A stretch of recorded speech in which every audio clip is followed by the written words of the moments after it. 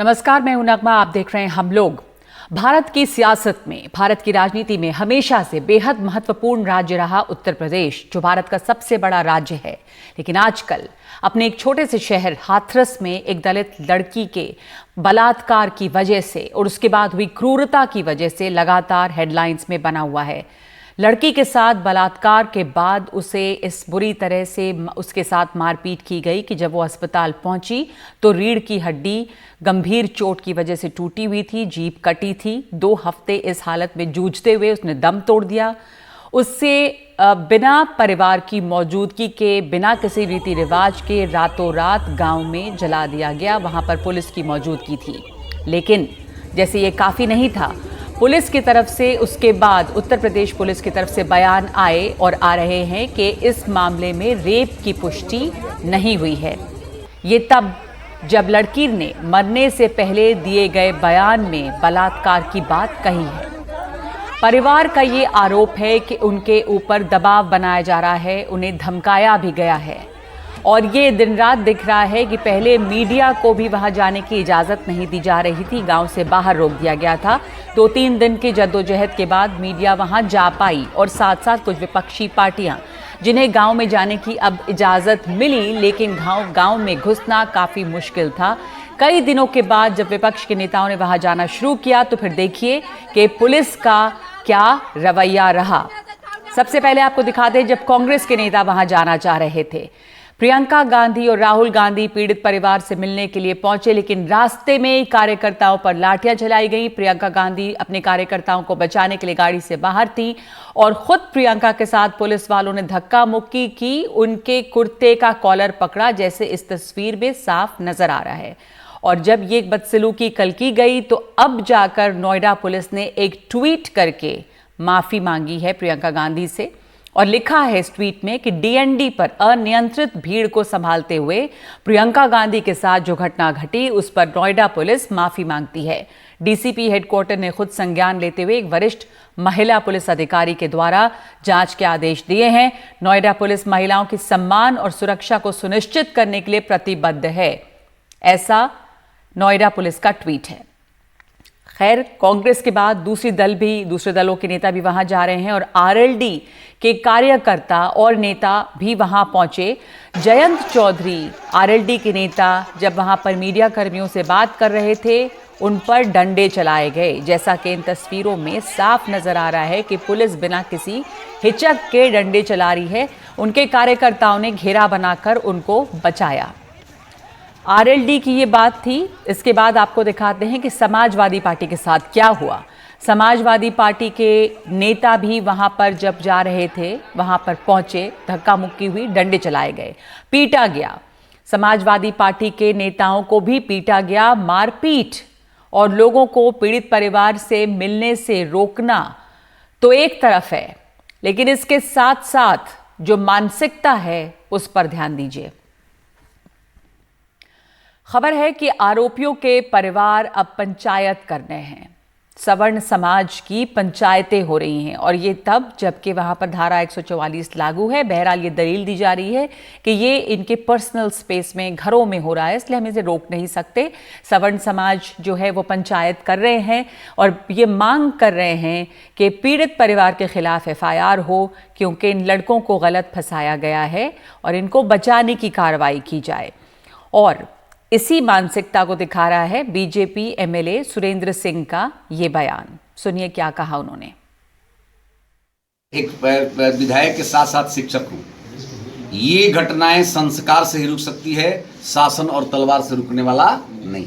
सभी पिता और माता का धर्म है कि अपनी जवान और युवती बेटी को भी एक संस्कारित वातावरण में रहने, चलने और वातावरण में अपना व्यवहार, एक शालीन व्यवहार प्रस्तुत करने का तरीका सीखना चाहिए और सिखाना चाहिए।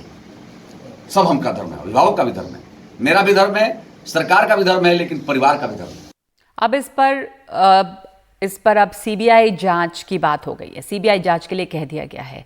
तो अब ये सवाल है कि क्या सीबीआई जांच से सच सामने आएगा? ये एक बड़ा सवाल है कि क्या सच सामने आएगा, क्या ये सिर्फ खानापूर्ति है? और ये भी सवाल बनता है कि जब सीबीआई जांच के आदेश दे दिए गए हैं तो उसके बाद हंगामा क्यों विपक्ष के द्वारा? क्या इस पर भरोसा नहीं करना चाहिए? ये इंसाफ की मांग है या सियासत है? तो हमारे साथ इस चर्चा में जो शामिल लोग हैं, पहले मैं आपको बता दूं कि हमारे साथ कौन कौन लोग इसमें जुड़ रहे हैं। अनुराग भदौरिया हैं जो प्रवक्ता है समाजवादी पार्टी के, प्रोफेसर बद्री नारायण हैं जो डायरेक्टर हैं GB Pant social science institute के, हमारे साथ शमीना शफीक हैं, पूर्व सदस्य हैं national commission for women, Geeta Bhatt हैं राजनीतिक विश्लेषक, और उम्मीद करते हैं कि कुछ देर में सुप्रीम कोर्ट की एडवोकेट करुणा नंदी हमारे साथ जुड़ जाएंगी। यहाँ पर मैं करुणा जुड़ेंगी तो उनसे मैं लीगल एंगल पर बात पूछूंगी, मैं पूछना चाह रही थी, लेकिन शमीना पहले आपसे शुरुआत करते हैं। आपने अभी बयान सुना जो बीजेपी के एमएलए हैं उनका, वो कह रहे हैं कि संस्कार सिखाया जाए, अच्छे संस्कार सिखाए जाएं, तब जाकर रेप से बच सकती हैं लड़कियां। मैं उस मानसिकता की बात कर रही हूं जो दिख रहा है, सवर्ण समाज की पंचायत भी हो रही है यहाँ पर कि लड़कों को कैसे बचाया जाए।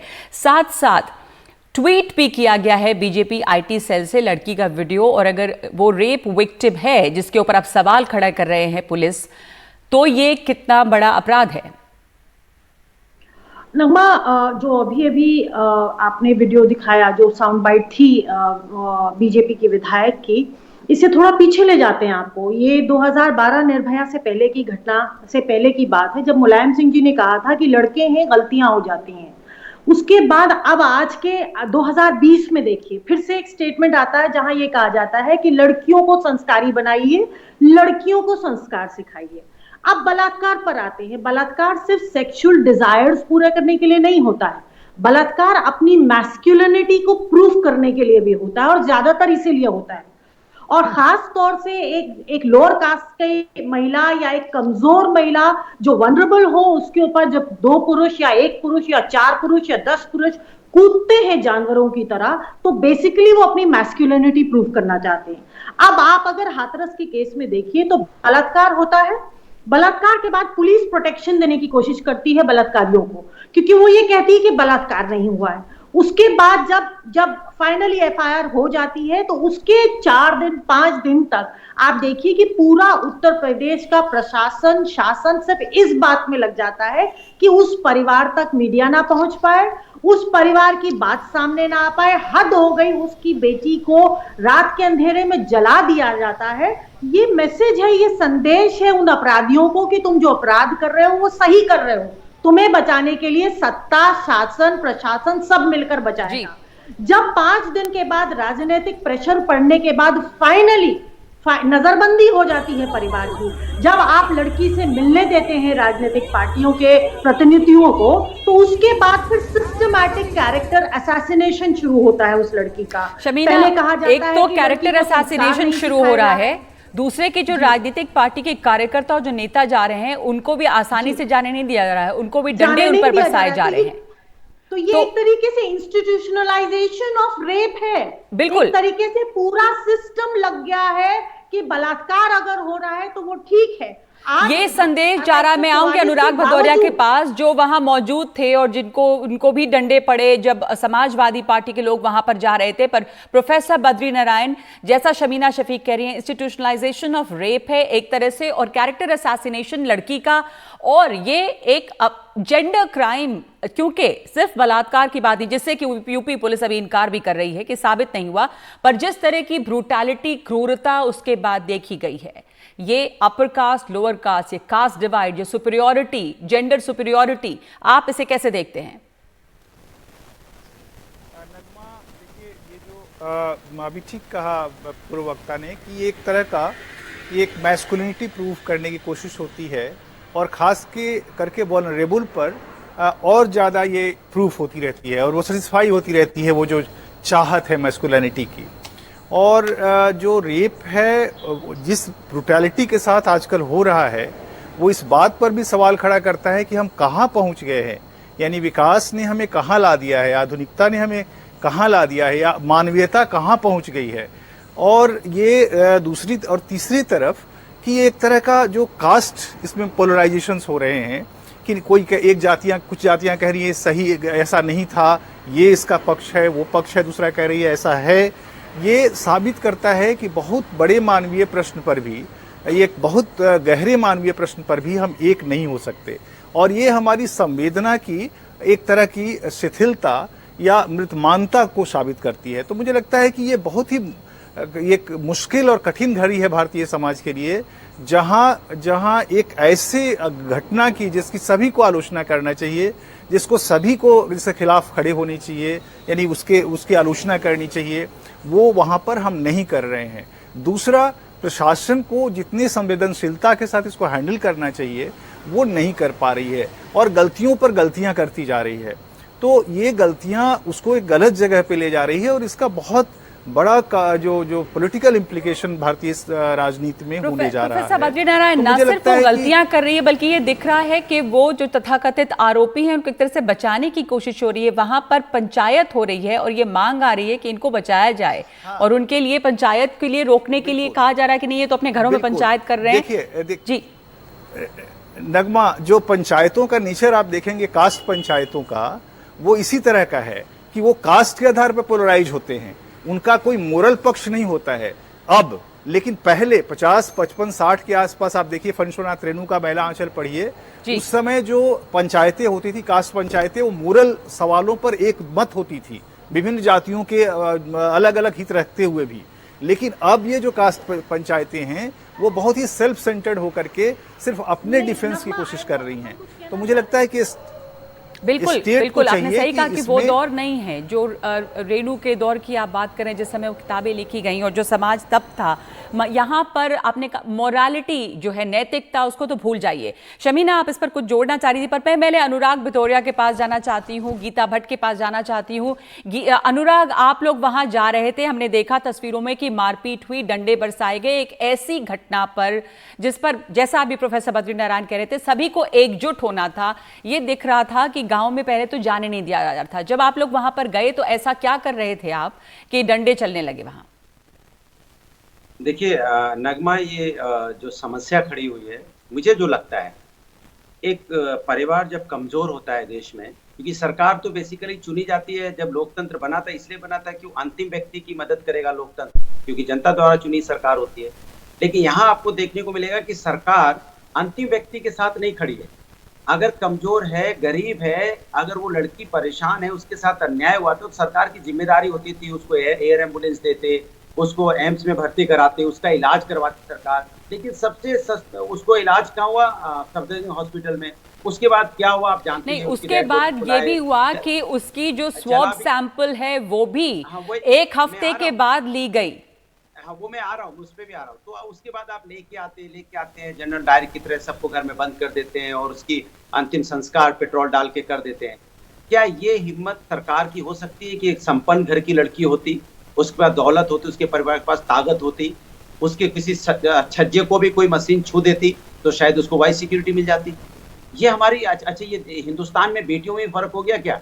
कि बड़े घर की बेटी तो हिंदुस्तान की बेटी, नाम है तो हिंदुस्तान की बेटी, गरीब घर की बेटी है, कमजोर गीता भट्ट जवाब देंगी आप? तो कोई भी अत्याचार कर लेगा। गीता भट्ट से टिप्पणी ले लूं इसके ऊपर कि बड़े घर की बेटी हिंदुस्तान की बेटी हो जाती है और गरीब घर की बेटी है तो उसकी मौत के बाद भी उसी के ऊपर ये जिम्मेदारी है कि आप प्रूव करें कि आपके साथ मारपीट हुई थी। एक सेकंड, अनुराग भदौरिया, आप ही के सवाल को गीता भट्ट से पूछ रही है। 20 सेकंड दे दीजिए, फिर गीता जी जवाब दे दीजिए। 20 सेकंड और आपसे लूंगा।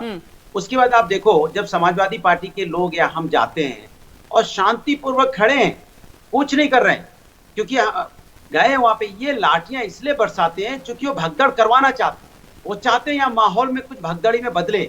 अच्छा, गांधी प्रतिमा पे मैं शांति से बैठा हूँ, गांधी जी से अपनी शिकायत, मौन में सब मौन है, कोई कुछ बोल नहीं रहा है, और आके पीछे से आके लाठियां बरसाती। अरे हम 10 मिनट बैठ के अपनी बात कहते, क्योंकि आप सुन नहीं रहे हो, आप गूंगे बहरे हो गए। सरकार तो गांधी जी से बोलने गई। ठीक है, अनुराग वापस आऊंगी। गीता जी अपनी बात कहिए, ये क्या है, ये किस तरह से डंडे चलाए जा रहे हैं, क्यों बेटियों में फर्क किया जा रहा है?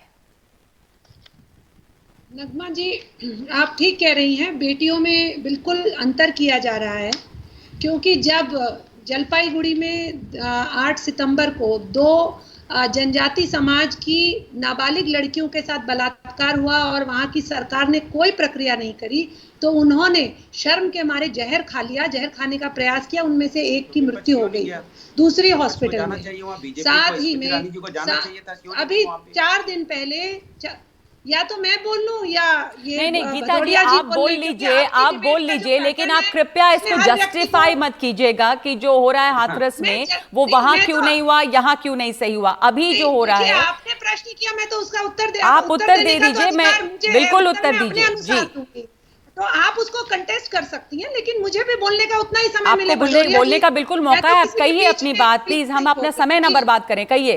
जी, तो मैं यही कहना चाह रही हूँ, 4 दिन पहले जो है अजमेर में भी ऐसे ही एक जो है दलित समाज की महिला के साथ गैंग रेप हुआ है। और ऐसा, ये तो मैंने 1-2 उदाहरण दिए हैं। बलरामपुर में, उत्तर प्रदेश में ही, उसमें भी दलित लड़की है बेचारी, उसकी मृत्यु भी हो गई है। हाँ। उसमें उसके लिए कोई आवाज नहीं उठा रहा है। ऐसे अनेक केस हैं, और इसीलिए कहीं ना कहीं नहीं। इन सब के लिए आवाज उठानी चाहिए। और साथ में हाथरस में जो हुआ, वो पहले ही जो आपने बात रखी, बिल्कुल कई जो वहां के स्थानीय प्रशासन है उसने उसकी बहुत सारी कमियां हैं, जिन पे प्रश्न चिन्ह बिल्कुल उठने चाहिए। और देखिए, विपक्ष को मौका मिलेगा, वो जरूर उठाएगा। बावजूद लेकिन इसके बहुत मैं ताज्जुब होता है और बहुत दुख होता है जब देखिए, बीजेपी मुझे के आप एमएलए ऐसे बयान देते हैं कि संस्कार अच्छे सिखाए जाएं तो लड़कियां रेप से बच सकती हैं। करुणा नंदी हमारे साथ जुड़ी हैं। अनुराग भदौरिया, लौटूंगी मैं आपके पास। करुणा, इसमें लीगल लूप होल्स कितने ज्यादा हैं? अभी भी इस पीड़ित परिवार की ये जिम्मेदारी कही जा रही है कि साबित करें कि रेप हुआ, क्योंकि इसको कंटेस्ट किया जा रहा है कि रेप नहीं हुआ, जबकि डाइंग डिक्लेरेशन है लड़की का, उसकी जब स्वैब रिपोर्ट है उसको भी 1 हफ्ते के बाद लिया गया, जबकि 4 दिनों के अंदर अंदर शायद किया जाता है। तो क्या क्या इसमें शुरुआत से गड़बड़ की गई है इस मामले की जांच पड़ताल में? इसमें लीगल लूपहोल्स की बात आई थिंक इतनी महत्वपूर्ण नहीं है, क्योंकि यहाँ ऐसा नहीं कि there is a breakdown in law and order, मतलब कानूनी व्यवस्था टूट चुकी है, ये बात नहीं है। यह है कि कानूनी व्यवस्था को लेकर अत्याचार किया जा रहा है। ये दो बातें अलग चीजें हैं। जी। क्योंकि पुलिस को लेके, पहली बात तो पुलिस ने पहला गैर कानूनी क्या किया कि उन्होंने एफआईआर दर्ज नहीं किया। अगर वो एकदम से इमीडिएटली एफआईआर दर्ज नहीं करती है तो 167A आईपीसी के तहत उन्होंने खुद जुर्म किया, और ये जुर्म उनके खिलाफ एफआईआर दर्ज करवाने वाला जुर्म है। ये 2013 में कानून बदला था निर्भया कांड के बाद। दूसरी बात, जब उन्होंने बच्ची की लाश जला दी, उस टाइम भी उन्होंने एक और गैर कानूनी काम किया, which is destruction of evidence. उन्होंने एविडेंस डिस्ट्रॉय कर दिया। उसके बाद उन्होंने फिर उनको, मतलब मान लीजिए अरेस्ट ही कर दिया फैमिली को, एक जगह रख के उनके बाद उनको गिरा दिया, उनका फोन टैप किया, या तो उनका फोन टैप किया या तो इंडिया टुडे की जर्नलिस्ट का फोन टैप किया, और कोई दो बात नहीं हो सकती जी। तो वहां फिर से उन्होंने गैर कानूनी काम किया। तो और फिर वो, मतलब प्रियंका गांधी से लेकर, अगर प्रियंका गांधी को फुल कैमरा के आगे उनका कुर्ता छीना जा सकता है, अगर उनसे इस तरह का बदसलूक हो सकता है, तो मान लीजिए एक दलित लड़की का चांस ही क्या है, एक और सिटीजन का क्या चांस। तो इस तरीके से जिस टाइप के अत्याचार हो रहे हैं पुलिस के, हमारी पुलिस को लेकर और हमारी पुलिस के थ्रू जिस टाइप के अत्याचार हो रहे हैं, ये कानूनी व्यवस्था का उस टाइप का उल्लंघन है जो, मतलब मेरे ख्याल से पहले देखा नहीं गया। तो जिस तरह का उल्लंघन कानून का ही हो रहा है और कानून को रक्षा करने वाले कानून की अनदेखी लगातार कर रहे हैं, जैसा करुणा ने बताया, वो पहले देखा नहीं गया है। एक छोटा सा ब्रेक ले रही हूं, मैं वापस लौटती हूं इस चर्चा पे।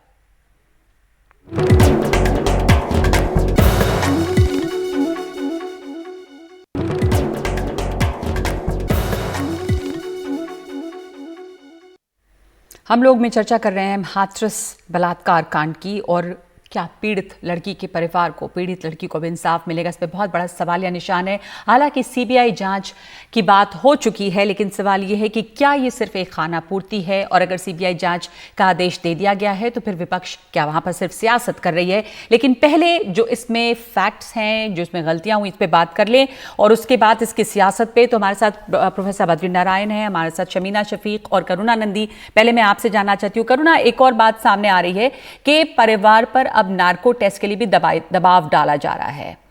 ये कितना, इसके ऊपर भी आदेश आ चुके हैं, क्या ये इसके लिए दबाव बनाया जा सकता है? परिवार पर दबाव ये भी है, अब तो पुलिस ने कह दिया कि साबित करना है, क्योंकि जो मेडिकल रिपोर्ट से उसे साबित ही नहीं हो रहा है कि रेप है। हालांकि अलीगढ़ में जब उसको अस्पताल में दाखिल किया गया था तो शुरुआती जो रिपोर्ट थी वो इसके उलट थी। शुरुआती रिपोर्ट भी उलट थी। दूसरी बात है कि उनका जो डाइंग डिक्लेरेशन था उसमें बिल्कुल साफ साफ कहा गया है कि ये रेप है। ये हमें बिल्कुल हमारे दिमाग में बिल्कुल साफ होना चाहिए कि अगर किसी लड़की ने डाइंग डिक्लेरेशन में कहा है कि मेरा गैंग रेप हुआ, तो फिर अगर मैजिस्ट्रेट ने, अगर सेशन जज ने उस पर भरोसा करने का निर्णय किया और उसको भरोसेमंद लगता है, तो सिर्फ उस सबूत पर कन्विक्शन हो सकता है और होता भी है। क्योंकि जिस लड़की पे अटैक हुआ उसका जो बयान है वो रेप केसेस में बहुत मायने रखता है। जी जी, मतलब बहुत डेफरेंस देते हैं उसको बहुत सीरियसली लेते हैं। और हम पहली बात तो ये जी नहीं, पहली बात तो ये। हाँ। दूसरी बात तो ये दूसरे बयानों की जो बात, दूसरे सबूतों की जो बात की जा रही है, वो एक प्रश्न मेरे दिमाग में उठता है कि बीजेपी के जो स्पोक्स पर्सन है, जो बीजेपी वाले हैं, ये बार बार ठाकुरों या वो बार बार वो रेपिस्ट को डिफेंड करने के लिए क्यों सामने आते जी क्यों कहते हैं, क्यों जो सबूत ये दिखाता है कि रेप नहीं हुआ है, हमेशा उसको क्यों खड़े होके सामने रखने की बिल्कुल, ये बहुत बड़ा एक सवाल है। और शमीना शफीक, एनसीआरबी की रिपोर्ट है 2019 की जिसमें ये है कि महिलाओं के खिलाफ सबसे ज्यादा अपराध उत्तर प्रदेश में हुआ है। कुल मामलों में 14.7% अपराध दर्ज किए गए हैं। क्या स्थिति है महिलाओं के खिलाफ अपराध की? हम अगर बात करें भारत की, और उसमें सबसे बुरा हाल उत्तर प्रदेश का है। बल्कि उत्तर प्रदेश में तो आप देखिए कि इन दिनों खाली हाथरस हो गया, बलरामपुर, लखीमपुर खीरी, लगातार नाम ऐसी के लिए आ रहे हैं। उन्नाव हम भूले नहीं है अभी। देखिए नगमा, मैं जो आपने एनसीआरबी का डेटा की बात करी, ये तो जग जाहिर है, ये तो एनसीआरबी का डेटा है और हम सब जानते हैं कि अंडर रिपोर्टिंग होती है। हम सब जानते हैं कि जितने भी कंप्लेंट्स जाती हैं उसमें से 40% ही एफआईआर में कन्वर्ट होती हैं, बाकी तो भगा दी जाती हैं बेचारी थाने से। कई बार भगा दी जाती हैं, कई बार बेइज्जत कर दी जाती हैं और कई बार उनकी हिम्मत ही नहीं होती कि वो पुलिस थाने में जा सके जी, ये हम सब जानते हैं। अब दूसरी बात पर आते हैं, पॉलिटिकल मैसेजिंग की। उत्तर प्रदेश के कानपुर उन्नाव के विधायक जब बलात्कार करते हैं तो पहले प्रशासन शासन सब उनको बचाने में लगता है।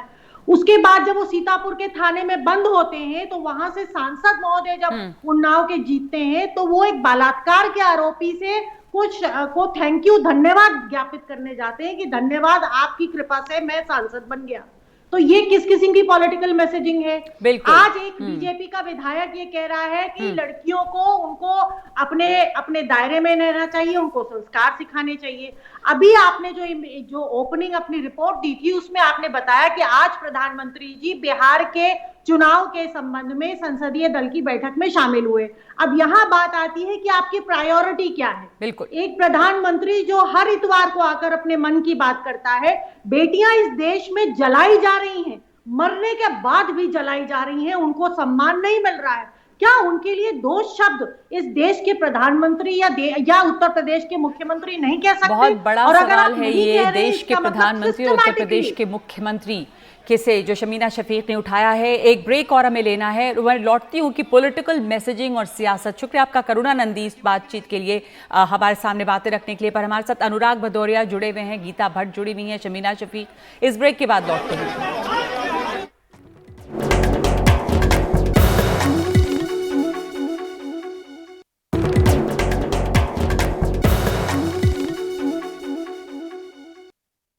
तो हम चर्चा कर रहे हैं हाथरस कांड की, और सवाल ये कि इसकी पॉलिटिकल मैसेजिंग क्या है। अनुराग भदौरिया, सवाल आपसे कि जब सीबीआई जांच की बात कह दी गई है तो अब क्या चाहते हैं आप लोग? क्या ये सिर्फ अब सियासत है, वहां जाकर हंगामा खड़ा करना? देखिए, आप ये नगमा जी जान लीजिए, अगर समाजवादी पार्टी इस तरह से ना मिलती परिवार से, परिवार के साथ ना खड़ी होती और आप लोग मीडिया भी अगर ये साथ ना देता, तो आप ये मान लीजिए उस बच्ची को कभी न्याय नहीं मिल पाता। जो लोग इतने निष्ठुर हों कि रात के अंधेरे में बिना परिवार से उसकी आज्ञा लिए उस बच्ची का देह संस्कार कर सकते हैं, वो कहाँ उसकी मदद करते? आप जहां तक कि देखिए उस परिवार जो अंतिम परिवार है वो उतना पढ़ा लिखा भी नहीं, उसके बाद भी देखिए क्या कह रहा है, उसको बेसिकली पुलिस पे यकीन नहीं है, तो इसलिए कह रहा है मुझे एसआईटी नहीं चाहिए, मुझे सीबीआई नहीं चाहिए। वो कहता है सुप्रीम कोर्ट के सिटिंग तो अगर वहां पर सियासी पार्टियां नहीं पहुंचती गीता भट्ट, तो शायद इसमें सीबीआई जांच के इंक्वायरी भी नहीं, इंक्वायरी की बात भी नहीं होती। और दूसरे ये कि जो पॉलिटिकल मैसेजिंग की बात शमीना शफीक उठा रही थी, आप उस पर क्या कहेंगे? जब सवर्णों की वहां पर सभा बैठाई जा रही है, उनको कोई नहीं रोक रहा, मीडिया को जाने की इजाजत नहीं, कार्यकर्ताओं पर डंडे चल रहे हैं, बड़ी मुश्किल से मीडिया वाले वहां गए हैं, लेकिन ये जो सभाएं हो रही हैं 144 लगने के बावजूद कि आरोपियों को कैसे बचाया जाए, जब उसको नहीं रोकता है प्रशासन और पुलिस, तो सवाल उठते हैं कि क्या संरक्षण दे रहे हैं आप? जी नगमा जी, मैं अब जल्दी से जल्दी बोलने का प्रयास करूंगी, हो सकता है मुझे उतना समय न मिले, लेकिन सबसे पहली बात तो कि जहां तक मतलब प्रधानमंत्री ने लाल किले के प्राचीर से यह बात करी है कि हमें अपने बेटों के साथ भी ये प्रश्न करने चाहिए कि जब वो घर लेट आते हैं कि कैसे आते हैं, उनको संस्कारित करने की आवश्यकता है।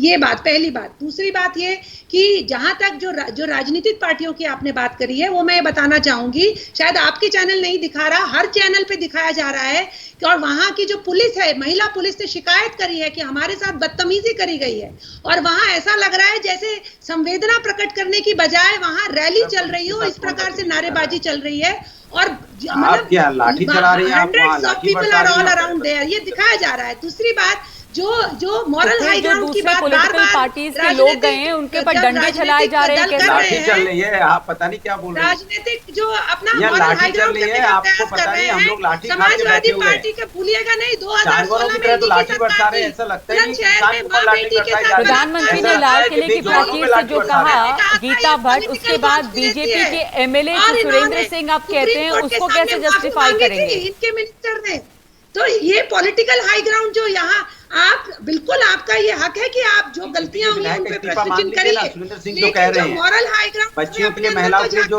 बीजेपी के विधायक कह रहे हैं, वहां पर गीता भट्ट आप कह रहे हैं ठीक है, यहाँ पर हो सकता है कि बाकी पॉलिटिकल पार्टीज जाके नाटक कर रही हो सियासी, पर उस परिवार को डीएम के वीडियो है, सबने देखा कि किस तरह के टोन में वो बात कर रहे थे। अगर मीडिया, दूसरी पॉलिटिकल पार्टीज नहीं पहुंचती, वो परिवार को धमकाया, डराया जा रहा है, उनके ऊपर दबाव बनाया जा रहा है, कैसे आश्वस्त हो जाए परिवार जो है, वो खुद शंका प्रकट कर रहा है। तो डीएम को सस्पेंड नहीं किया, एडीजी लॉर्डर को सस्पेंड नहीं किया, डीजीपी को क्या आप डिफेंड कर रही हैं इसको? मैं डिफेंड नहीं कर रही, मैं तो कह रही हूँ कि जो गलती हुई है आज भी प्रश्न करिए, लेकिन जो राजनीति करने की बलात्कार के ऊपर हर रोज एक नई पराकाष्ठा प्रारंभ हो रही है, नई पराकाष्ठा साबित करी जा रही है। एक महिला पुलिस थाने के अंदर आत्मदाह कर देती है क्योंकि उसकी एफआईआर नहीं लॉन्च होती है। तो आप कह रही हैं कि जो प्रश्न है वो उठाइए, लेकिन इसके ऊपर सियासी नाटक नहीं होना चाहिए। पर अब सवाल बना हुआ है कि सीबीआई जांच, अनुराग भदौरिया, सीबीआई जांच की बात कह दी गई, आपको उम्मीद है कि जल्दी से जल्दी इसमें सीबीआई अपना काम कर पाएगी? देखिए सीबीआई अपना काम करे, लेकिन परिवार चाहता है सिटिंग जज से, सुप्रीम कोर्ट के सिटिंग जज से अगर इसकी इंक्वायरी होगी तो उन्हें सेटिस्फेक्शन मिलेगा, क्योंकि देखिए वो पीड़ित लोग हैं और पीड़ित को और ज्यादा पीड़ित। और परिवार का कहना है कि सुप्रीम कोर्ट के जज से जांच कराई जाए, उन्होंने सीबीआई जांच की बात नहीं कही थी, और इसलिए सवाल ये भी उठता है कि क्या सीबीआई जांच के बाद अब सच सामने आ जाएगा। बहुत बहुत धन्यवाद आप दोनों लोग का। पॉलिटिकल मैसेजिंग भी हो रही है, सियासत भी इस पर हो रही है, पर उम्मीद हम यही करते हैं कि सियासत से परे उनको, पीड़ित परिवार है, उनके साथ संवेदना दिल से दिखाई जाए और उनको इंसाफ कुछ मिल पाए। अब उसकी भरपाई करना तो बहुत मुश्किल है। बहुत बहुत धन्यवाद आप लोगों का।